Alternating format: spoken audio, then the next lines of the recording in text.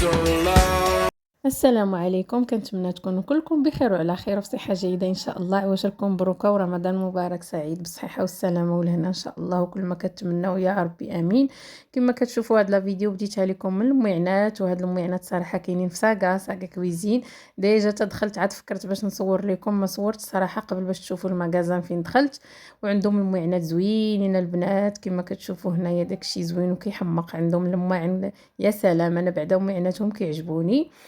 مشيت على قبل دوك الكويسات اللي شفتو كيف ما شفتوهم في الاول ديال الزليج المغربي ديالنا، عجبوني بزاف ودايرين فيهم بروموسيون. وهنايا قلت علاش لا ما نصورش لكم شحال من ارتيكل اللي عجبتكم ولا عجبتكم شي حاجه سيروا خذوها. راه كاينين دي بروموسيون، كاينين دي سولد، وكاينين معينات زويونين صراحه يستاهلوا. صراحه ما كرهتش هادشي كله، نهزو نجيبو الكوزينه ديالي. كيعجبني بحال هكا التغيير، وكتعجبني شي حاجه جديده، كيعجبني نشوف شي حاجه زوينه ناخدها في معينات هكا نجيبها للكوزينه. وبما ان رمضان ان شاء الله على الابواب كيعجبنا هكا شي تغيير، نحطوا معينات جداد، نحطوا كويسات جداد. وكما كتشوفوا هنا راه ديجا هما حطوا شي طويبلات صورتهم لكم. وهاد لي سيرفيس هادو حتى هما زويونين ديال الحريره وديال لي سوبيير هكايا بزليفات ديالهم. المهم درت لكم ان بتي تور صغيره، زعما ماشي بزاف، ما صورتش بزاف. وهنايا كنت راجعه، رجعت بحالي غادي نشارك معكم سلو او الصفوف او الزميطه، كل منطقه واش كيقولوا ليه. كما كتشوفوا هنايا عندي اللوز والقرقاع والزنجلان البلدي والرومي مخلطين ومطحونين بحال هكا، وعندي واحد شويه ديال الدقيق ديال الشعير، وعندي واحد شويه ديال الدقيق ديال القمح قليتو. وهنايا الزنجلان هرمشتو ما طحنتوش مزيان. وهنا السكر والتمر. غادي تقولوا علاش غادي نديرهم بجوج، حيت غادي نقسم. كاين نص في العائله تياكل السكر ونص ما غاديش ياكل السكر، غادي ندير فيه التمر. هذاك الشيء علاش طحنت التمر حتى هو. هنا عندي اللوز مهرمش شي شويه حتى هو، خليته النص ديالو. وهنا عندي الصوجه وايلان. عندي مسكه حره مطحونه مع الزنجلان. وهذيك اللي خضره غادي تشوفوها تما كاينه، طحنت شويه ديال الزريعه ديال القرعه. وعندي النافع، انا ما درتش فيه هذا العام حبه حلاوه صراحه، جا زوين وجا رائع في المذاق وبنين بزاف. وعندي كاس ونص ديال الزبده. نتوما يمكن لكم ديروا اللي بغيتو، كل واحد وطريقته، انا غير شاركت معكم الطريقه ديالي. وما تبارك الله ما شاء الله كل واحد والمنطقه ديالو، كل واحد كيفاش كيصيبوا. وعندي هنا زويته بلديه، غادي ندير كما قلت لكم كاس ونص ديال الزبده، وغادي نزيد عليه كاس ديال زويته بلديه. بما انني طحنت النص ديال المقادير، طحنتهم مزيان كما شفتوهم على شكل بخليني بحال املو. راه غادي نخلطهم مع هاد النواشف ملي غادي نسالي. هنايا كما شفتوا ضفت الزنجلان ديالي واللوز، وغادي نضيف عليه كما شفتوا هاد المعلقه واخا صغيره كنعمرها ديال النافع كما قلت لكم البنات. هنايا عندي النافع البلدي والرومي مخلطين ومطحونين مزيان ومغربلين.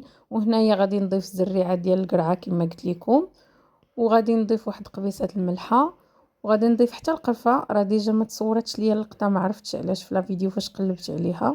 وهنايا غادي نضيف كما قلت لكم الصوجه والا انا طحنتهم وخلطتهم. انا كيعجبني نزيد هادشي، وكل واحد يضيف اللي بغا، كل واحد كيدير داكشي اللي كيرتاح فيه. وهنايا عندي الدقيق ديال الشعير حتى هو مغربل ومحمر. راكم عارفين كاع الطحين ديال سلو خاصو يكون مغربل محمر كما قلت لكم. وهنايا غادي نضيف الدقيق ديال الزرع، هذا القمح كما قلت لكم مقلي ومطحون مزيان مزيان ومغربل. ودابا هنايا غادي نخلط هاد النواشف مع بعضياتها مزيان مزيان حتى تنسجم مع بعضياتها. عاد غادي نضيف هذاك اللوز اللي قلت لكم ديجا طحنته، والزنجلان والقرقاع طحنتهم مزيان. انا هاد العام صراحه ما ضفتش فيه كاوكاو، مولفه كنديرو غير هاد العام صافي. ما قلت نبدل شي شويه، ما درتش فيه كاوكاو، درتو غير بحال هكايا. وهنا خليت واحد زلافه ديال الزنجلان صاينه، ما مطحونش هذا كاع، خليته عادي. كيعجبني بحال هكا نشوفه في الزميطه او في سلو او الصفوف كما قلت لكم النص راه طحنته مع اللوز والقرقاع، والنص الاخر هرمشته شويه قسمته. عندي كيلو ونص في كيلو ونص، قسمتهم بحال هكايا وخليت واحد زليفه كنديرو صاين. وهنا عندي الكوزه انا حكيتها بحال هكا، كل واحد يدير اللي بغا. كاين اللي كيطحنها، كاين اللي كيخلطها مع المسكه الحره وسكر كلاصي. كما قلت لكم انا المسكه الحره راه طحنتها غير مع الزنجلان وطحنت ليا، حيت كما قلت لكم غادي نقسم النص غادي نخلطو مع التمر والنص غنديرو مع السكر. يعني خصني انا نسم هذاك النص الاخر اللي ما فيهش السكر، غادي نضيف فيه المسكه كما سبق ليا وقلت لكم. هنا كما شفتوا كنخلط النواشف مع بعضياتها مزيان راه ديجا ما صورتش لكم اللقطه فاش كنت كنعجنو، راكم عارفين سلو كيبغي يتعجن مزيان. هنا خلطت حتى انسجم هادشي مع بعضياتو، زدت واحد الكاس ديال الزبده وزدت كويس ديال الزيت، وعاد زدت عليه داك الخليط الاخر وغادي نحطو في الارض. وصراحه انا عندي وليدات صغار وداكشي برستوني ما خلاونيش باش نهبط زعما الكاميرا ونصور ونبقى نقلب ونشقلب، ما درتش هادشي كله. راه غادي نختصر لكم المراحل هنا، خلطت غير وريتكم المقادير ديالي انا وشاركت معكم طريقتي المتواضعه. ولا عجبتكم ما تنسوش ديروا لي اللايك وديروا اشتراك في القناه باش ديما يوصلكم الجديد فضلا وليس امرا. وما تنسوش تبارطاجيو لا فيديو مع صحابكم مع عائلاتكم باش تكبر العائله ديالنا ان شاء الله. كما كتشوفوا هنا كما قلت لكم زدت كاس ديال الزيت وكاس ديال الزبده. راه واقيلا حتى اللقطه ديال الزيت ما شفتهاش دابا تصورت ليا، ما عرفتش واش قطعتها في المونتاج ولا.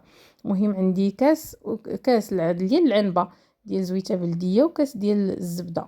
كاين اللي ما كيبغيش يدير الزبده كيضيف غير الزيت. المهم انا هكا جاني صراحه مزيان في المذاق. وكما قلت لكم هبطتو للارض وقسمتو وعجنتو مزيان وعطيتو العجينه على حقه وطريقه. راكم عارفين سلو كيبغي تدليك مزيان باش ينسجموا دوك المكونات كاملين، باش ملي كتاكلوه كتبنوا كاع المذاق ديال العطريه اللي درتو فيه.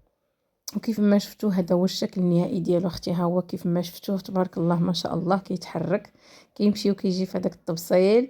وزوقته بشويه ديال اللوز خليته حتى الاخير وشويه ديال الزنجلان. وهذا ما كان. وتهلاو ليا في راسكم ورمضان مبارك سعيد. وإلا عجبكم السلو ديالي ما تنسوش ديروا لي التشجيعات وديروا لي دي كومونتير زوينين صراحه باش نبقى نحط لكم دي فيديو دائما. وكيف ما شفتوا فاش غادي نقطعوا راه جا ناشف، واخا يبان لكم بحال هكا كيبري من الفوق زعما راه ماشي مزيت، صراحه جا ناشف تبارك الله ما شاء الله. وبصحه والراحه وتهلاو ليا في راسكم ان شاء الله الى فيديو جديد.